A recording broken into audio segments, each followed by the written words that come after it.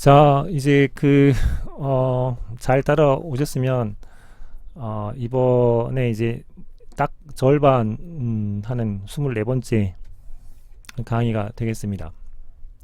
그 뇌하수체 및 갑상샘에 대한 것을 할 거고요. 뭐, 첫 번째는 뇌하수체에 대한 할 거고, 좀 쪼개서 두 번째 시간에는 갑상생에 대한 이야기들을 하도록 하겠습니다. 자, 지금부터는 그 호르몬과 관계되어 있는 내분비계에 관계되어 있는 우리 안에 있는 조절 물질들이 뭐가 있고, 이 물질들을 양리적으로 어떻게 사용을 하는지, 많다면 어떻게 줄이려고 하는지, 적다면 그것들을 어떻게 보상하려고 하는지, 또는 이 호르몬에 대한 특징들을 이용해서 양리적 치료 효과로 사용하기 위해서 어떻게 사용하는지 등등에 대한 부분들을 가지고 이제 정리를 하시면 되겠습니다. 그 호르몬하고 이제 같은 역할을 하라고 유도체 같은 것들을 이제 만들어서 임상에 이제 응용들을 하게 되는데요.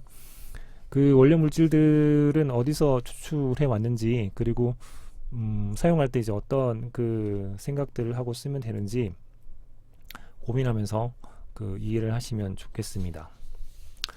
우선 우리가 쓰는 이제 호르몬들에 대한 생각을 하게 되면 단백질입니다. 또는 뭐 일부 펩타이드 조각이기도 하죠. 얘네들의 특징들은 어떤 게 있냐 하면 소화효소 에 의해서 파괴가 됩니다. 따라서 그 호르몬 제제라든가 그 호르몬 유도체 같은 경우는 경구투여를 하지 못하게 됩니다. 이런 이유로. 따라서 근육주사 또는 정맥주사 같은 것들을 통해서 사용하는 제제들이다 라는 것들을 기본적인 이해를 바탕으로 하시면 좋겠습니다. 그 호르몬이 작용하는 것들을 이해하려면 그 호르몬들이 어떻게 이제 분비가 돼서 그 혈류를 타고 그 타겟 조직에 가가지고 작용하는가에 대한 이해들을 조금 하시는 게 필요하게 됩니다. 앞쪽에서도 얘기했지만 그 펩타이드거나 당단백질이어서 근육내라든가 또는 피하 또는 비강 내에 이제 스프레이 형태 이런 걸로 이제 또 투여를 하게 되고 패치제를 쓰기도 하고요. 그 경구 투여를 하게 되면 소화효소에 파괴되기 때문에 그렇죠. 우리 뇌에는 이제 시상하부가 있고, 시상하부 밑에를 이제 오게 되면 뇌하수체가 있죠. 뇌하수체 전엽이 있고요. 뇌하수체 후엽이 있습니다. 그 시상하부에서 뇌하수체 전엽한테 어떠어떤 호르몬을 분비를 하세요 라고 하는 분비 촉진에 해당하는 명령들을 내려보내면 전엽에서는 그 명령을 받아서 해당하는 호르몬들을 내게 됩니다. 그로스 호르몬을 내서 간에서 인슐린 라이크 글루코스 팩터들 분비해 가지고 여러 가지 글로스에 해당하는 것들을 컨트롤하기도 하고, 이렇게 매개해서 컨트롤하기도 하겠지만 그로스 호르몬들은 다양한 조직, 여러 조직에 다이렉트하게 직접 작용을 해서 뭐 여러 조직의 성장이라든가 아니면 대사를 촉진시킨다거나 뭐 이런 작용들을 하는 굉장히 중요한 호르몬 중에 하나이죠. 그 다음에는 아드레날 콜텍스에 대한 부분들을 자극을 해서 여기서 이제 글루코코티코이드 호르몬들을 자극하라고 전엽에서 그 분비를 촉진하는 호르몬을 내기도 하고요. 다음에 사이로이드, 갑상샘을 자극시키기 위해서 TSH라고 하는 호르몬을 내기도 하고, 그리고 오바리를 자극하기 위해서 FSH라든가 LH 같은 걸 내기도 하고요. 또 LH 같은 경우에는 메일에서는 정수에서 테스토스테론을 이제 만들라고 자극하는 전엽 호르몬이기도 하죠. 그리고 프로락틴 같은 경우에는 유방을 자극해서 유주 분비를 촉진하는 데 사용하는 호르몬이기도 하게 됩니다. 자, 이런 호르몬들은 그 각각의 타겟 조직에 작용을 하는 녀석들이고요. 전엽 호르몬들에 해당하는 녀석들은 여기에 해당하고, 이런 것들을 조절하는 데 사용하는 것은 시상하부에서 전엽에 작용해서 이런 녀석들을 나오게 해서 각각의 조직에 그 반응시키는 과정으로 시상하부 및 뇌하수체 호르몬들이 작용을 한다라고 이해를 하시면 될 것 같고, 이렇게 이제 나왔던 호르몬들은 계속 자기들이 분비가 되면 안 되기 때문에 네거티브 피드백 억제작용을 하게 됩니다. 그래서 더 이상 명령을 내리지 마십시오 라고 이 호르몬들이 이제 많이 나오게 되면 다 상호 이제 네거티브 피드백 작용들을 해서 우리 몸 생리적으로 호르몬들의 양들이 적절하게 분비되는 작용들을 하면서 작용을 하게 되죠. 자, 이런 그 각각의 호르몬들이 전부 다를 하는 것들은 여러분들한테 좀 부담스러울 것 같고요. 몇 가지 중요한 뇌하수체 전엽에 해당하는 중요한 호르몬 몇 가지하고 후엽을 거쳐서 나오는 호르몬 두 가지에 대한 정도들만 정리를 해서 여러분들한테 이야기하도록 하겠습니다. 자, 첫 번째는 성장 호르몬입니다. 성장 호르몬은 소마토트로핀이라고 부르기도 합니다. 소마라고 하는 것들은 몸이라는 뜻이고요. 트로핀이라고 하는 부분들은 자극한다 하는 뜻이어서 몸을 자극을 해서 어떠한 그 작용들을 증강시킨다 라는 뜻으로 이제 소마토트로핀이라고 생각하시면 되죠. 이 성장 호르몬은 우리 몸에서 박동 방식으로 유리가 됩니다. 박동 방식으로 유리된다는 것은 유리가 됐다가 잠깐 유리가 되지 않았다가 유리가 됐다가 유리가 되지 않았다가 이런 식으로 유리된다는 것들을 박동 방식 유리라고 하는데요. 주로 이제 유리가 되는 시점들을 보게 되면 수면 동안의 최고 농도로 유리를 하게 됩니다. 그래서 그 성장기에 있는 아이들한테 푹 자게 하는 이유들 중에 하나가 수면 동안에 이러한 성장 호르몬들이 유리가 잘 되기 때문에 그 성장기 아이들의 성장에 중요한 역할을 하기 때문에 그렇게 하게 되죠. 그래서 그 표적 장기에 주로 이제 직접 작용을 해서 장기의 성장이라든가 아니면 그 장기들의 중요한 그 대사 활동 같은 것들을 촉진시키는 역할들을 주로 하게 되고요. 뭐 때로는 간에 작용을 하게 되면 소마토메딘이라고 하는 그 매개 물질을 이용을 해서 성장과 관계되어 있는 신호를 전달하기도 합니다. 그 소마토메딘에 대한 그 매개 물질의 대표적인 게 IGF-1 또는 IGF-2 같은 것들이 매개 물질로 작용을 한다 라고 생각을 하시면 되죠. 그 성장 호르몬의 치료 용도들을 보시면 그 소아의 발육부전 치료에 주로 이제 사용을 하게 되고, 또는 그 HIV 환자 같은 경우에는 그 대사 활성들이 상당히 떨어져서 이렇게 약간의 침체된 형태로 될 수 있는데요. 그런 그 면역 부전들이 그 아주 심하게 발현하는 쇠약한 환자들의 치료를 위해서도 성장 호르몬을 사용하기도 합니다. 그 주로 쓰게 되면 소아과 같은 경우에는 그 부모의 그 키가 적은 경우에 자기 아이들의 키도 적을까 걱정이 돼서 이 부분들을 조금 해소할 목적으로 그 성장판에 대한 검사라든가 어떻게 하면 좋겠습니까? 라고 하는 요청 같은 것들을 많이 받게 되고요. 그러면 소아과에서는 성장 호르몬을 투여를 받게 되면 성장에 좀 도움을 줍니다 해가지고 투여를 이제 하는 방식들을 선택하기도 합니다. 하지만 아직까지는 임상적으로 성장 호르몬들을 거의 2년 가까이 하루에 한 번 이런 식의 주사 형태로 하게 되는데, 비용 대비 그 키를 성장시키는데 얼마큼 효과가 있는가에 대한 부분들은 아직 그 논쟁거리로 남아 있다라고 생각하시면 좋을 것 같습니다.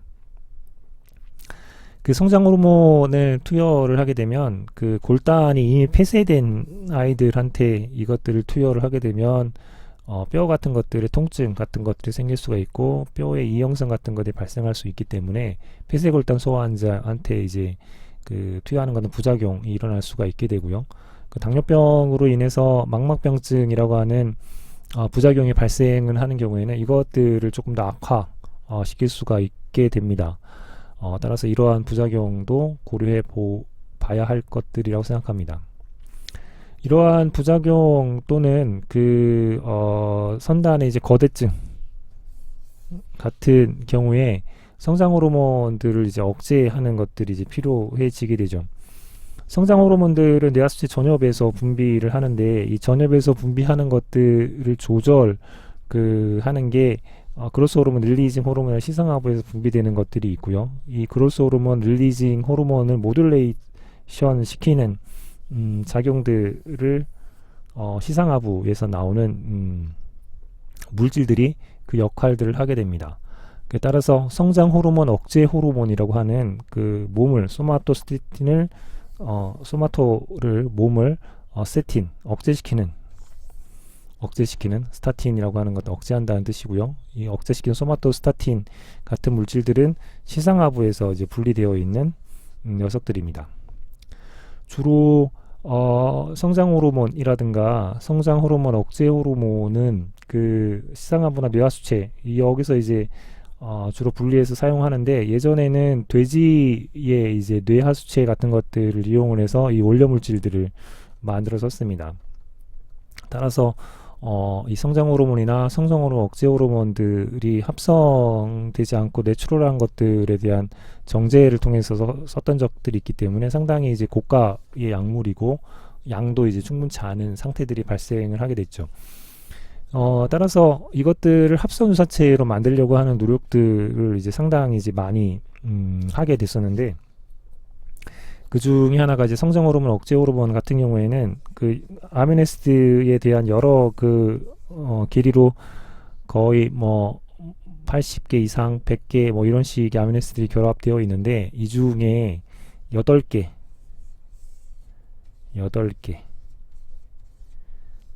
아미노애시드 앞쪽을 딱 쪼개가지고 합성을 해서 사용해 왔더니 굉장히 해피한 일이 벌어졌는데 성장 호르몬 억제 효과들하고 유사한 그리고 동일한 효과들을 내더라는 겁니다.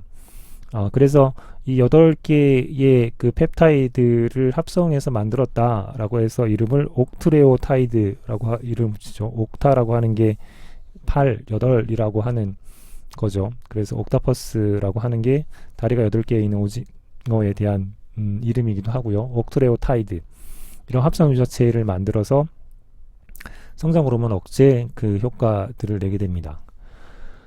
이 경우도 마찬가지로 그 표적 장기에 이제 직접 작용을 하는 것들을 억제를 하거나 또는 소마토메딘 같은 것들을 매개해서 작용하는 것들을 억제하는 과정들로 작용을 하게 되죠.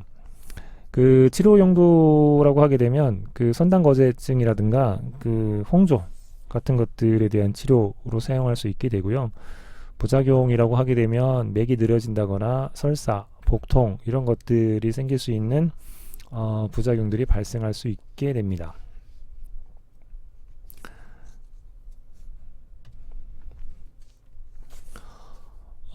다음에는 이제 생식생 그 자극 호르몬에 대한 이야기들을 하도록 하겠습니다. 그 고나도트로핀의 대표 주자가 그 폴리큘러 스티뮬레이션 호르몬하고 루테나이징 호르몬이라고 그래서 이 경우는 이제 여포를 자극하는 호르몬, 이거는 황체 형성을 하는 호르몬이라고 되어 있죠. 난소를 보게 되면 그 난자를 키우는 그 폴리클들이 있는데 이것들을 성장을 쭉 시켜서 이 배란을 하고 나서 남는 것들을 황체라고 하게 되죠. 그래서 FSH는 그 난자 또는 난포를 성숙시키는 그 호르몬, 여포 자극 호르몬이라는 이름이 붙어 있고 LH 같은 경우에는 배란을 촉진시킨다라고 그 이야기되어 있죠. 이 FSH나 LH 같은 친구들은 주로 이제 어디에 쓰냐면 불임 치료에 사용을 이제 많이 하게 됩니다. 그래서 여성의 이제 난자 같은 것들을 굉장히 많이 성숙을 시켜서 과배란을 시키고 그 배란된 난자와 정자를 이제 그 시험관에서 수정을 시킨 다음에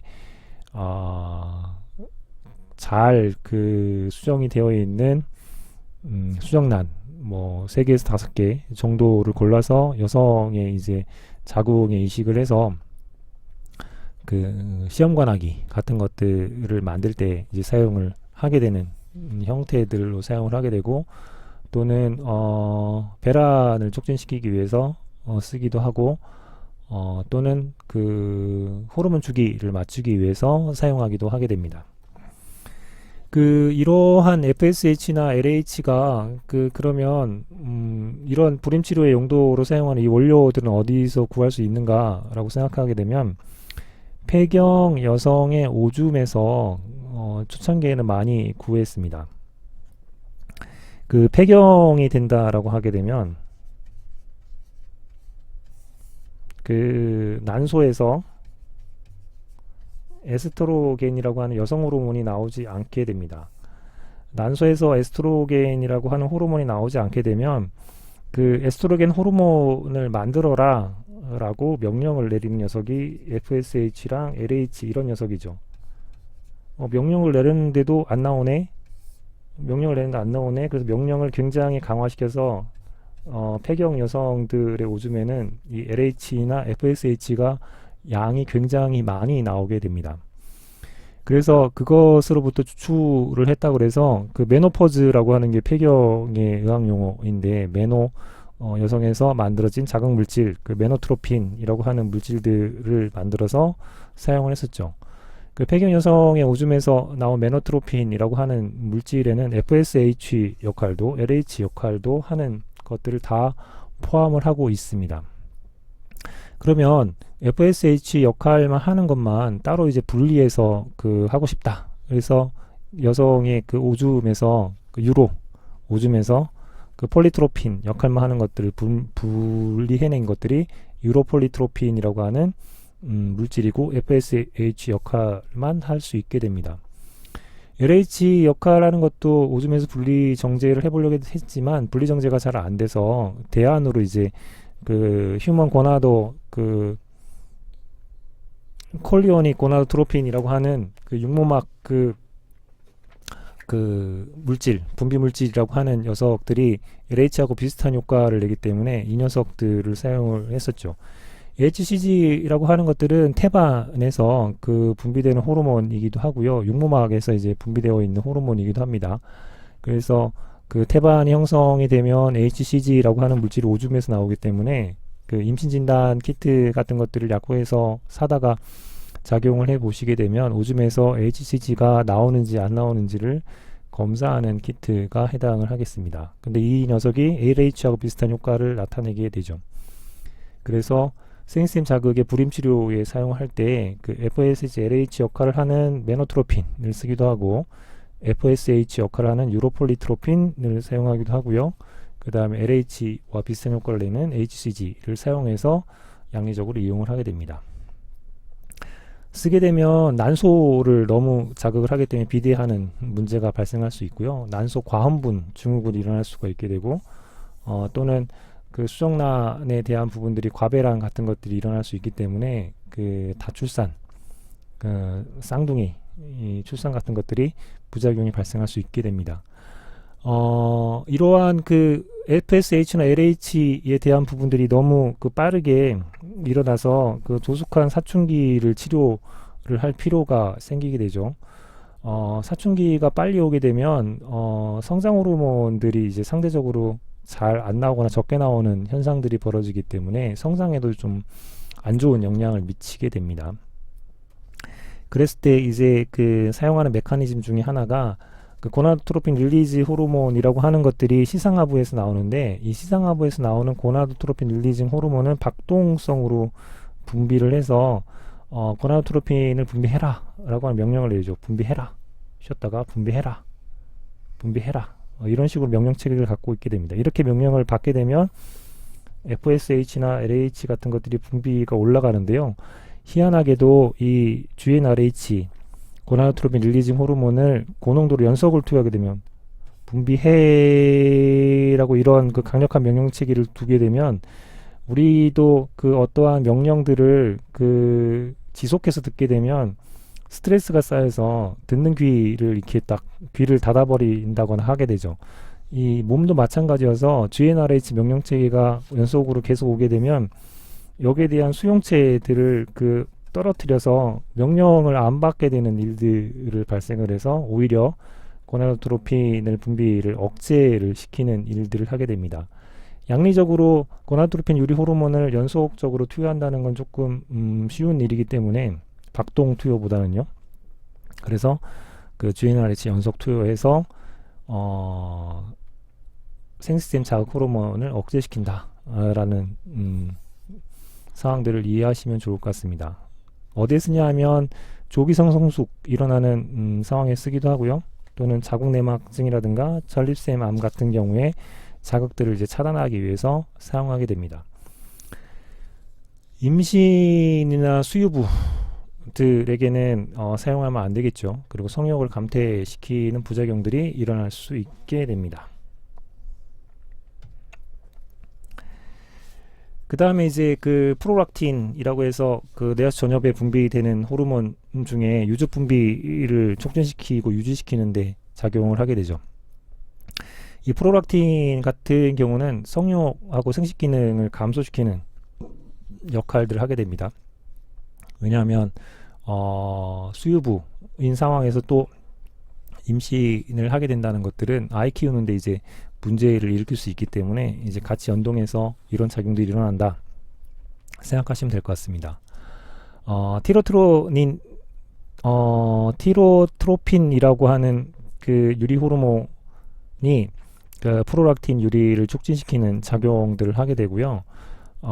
또는 이제 도파민 수용체 중에 D2 수용체 이것들을 작용을 시키게 되면 프로락틴의 분비가 억제되는 작용들을 하게 됩니다.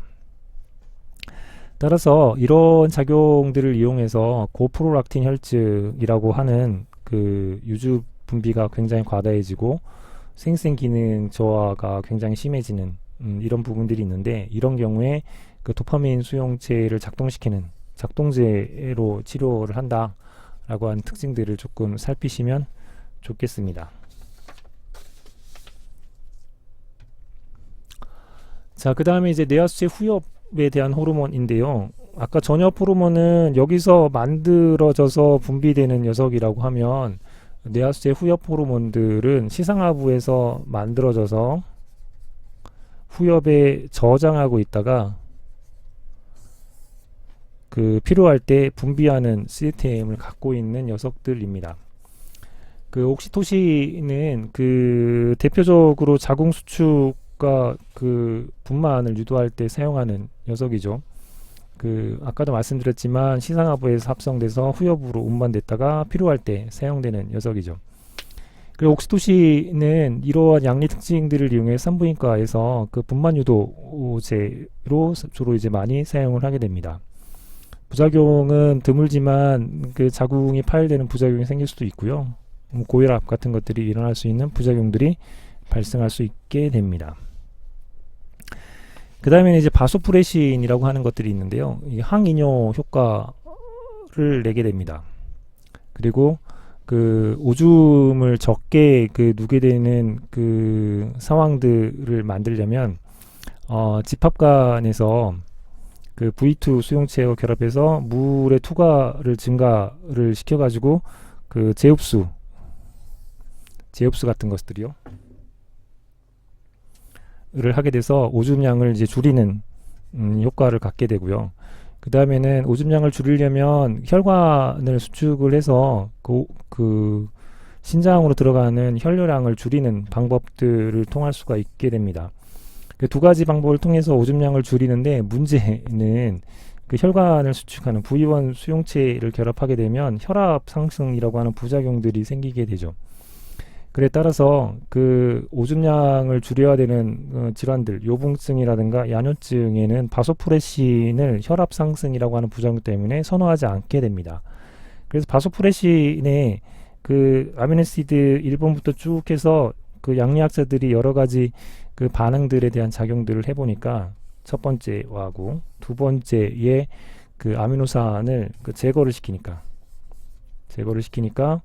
이러한 혈압 상승 효과 없이 항인 효과만 갖는 물질들을 만들게 됩니다. 그래서 그 녀석을 데스모프레신, 그 뒤쪽에 있는 두 개의 아미노시드를 그 없애버린 바소프레신이다. 그래서 데스모프레신이라고 하는 약 이름을 짓게 됐고요.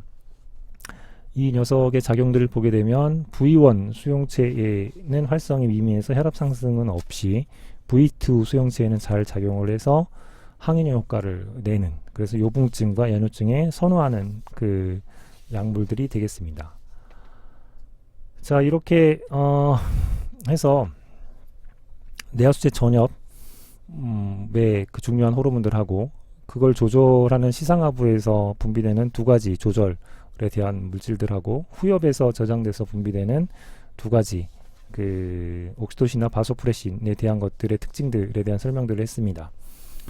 자, 연습 문제에 대한 말단 비대증 환자 치료에 유익한 것들을 한번 찾아보시면서 여기서 그 찾으라고 하는 것들은 성장 호르몬 억제 호르몬에 해당하는 것들을 찾아보라고 하는 것들이죠.